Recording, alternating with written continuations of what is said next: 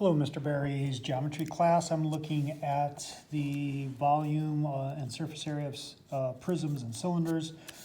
And today is, I believe, the 18th, so 5/18. Probably due on tomorrow or Thursday, so let's get after it. So number one, what I'm doing is I'm using the formulas from yesterday.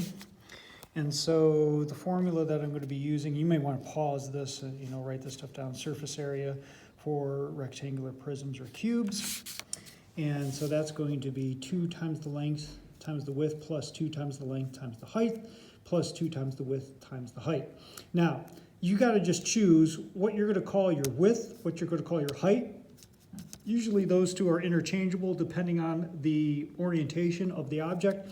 Length, I always refer to as the longest side. So, but once again, it could be the orientation. If this was up on end, you might call this the height. As long as you label it and stick with it throughout the problem, you're going to be okay. So I just take what I labeled my W, my L, my H, plugged it into my calculator, and boom, got 872 inches squared. So you see my length. By plugging it in, what I mean is, I took my length, put it in the problem, took my width, put it in the problem. And every time I come across length, I'm using the same number. That's what I mean by sticking with it throughout the entire problem. Okay? That goes for length, width, and height. Number 3, we had to go and use this one where H represents the height between bases, P represents the perimeter of the base, and B represents the area of the base. And so with that in mind, I'm taking a look at this, the way it's oriented. I have a triangle bases, 2 triangle bases. The height between those is going to be 3 inches. The perimeter of the base is going to be 8 plus 6 plus 11, so that's 25. And then the base itself, the area of the base itself is going to be a triangle, so it's going to be 11 times 4.3 all over 2. And so that becomes 23.68 or 65, sorry. I just took those, multiplied them, and divided by 2. Now I take that H and P plus the 2B, and I get my 122.3. Number 5 is like number 1. I'm using that same formula. I labeled my length, width, and height for this orientation, and I stuck with it all the way through and just worked the problem out, plugged it in my calculator that way, and I got 648 meters squared. Number 7, be careful. We need a radius when we're working with a cylinder, and they're giving me a diameter. So I had to make sure that 32 being the diameter, I need to make sure that I use 16 as the radius, and I just plugged that into wherever I see R, and then wherever I see H in this formula, I put in a 14 because the height was 14. Now, I got this formula, once again, from yesterday, surface area of a cylinder, 2 pi r squared plus 2 pi r h, where r is the radius and h is the height. End up getting, when I work it out, 3,015.92 inches squared. I had to squeeze in that 2 because then I looked at the directions, and it was to the nearest hundredth we need to round to.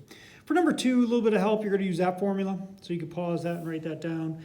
Number 4, you're going to use that formula, but the base, remember, is going to be height times base 1 plus base 2 divided by 2. So your base 1, base 2, you have 19 and 5 are your bases. The height of that trapezoid is 12.1, so that's that 12.1. So when you're figuring out your B on that one, that's what you're going to use. 6 should be easy. It's just a triangle, and there's the distance. The distance between the triangles is 24.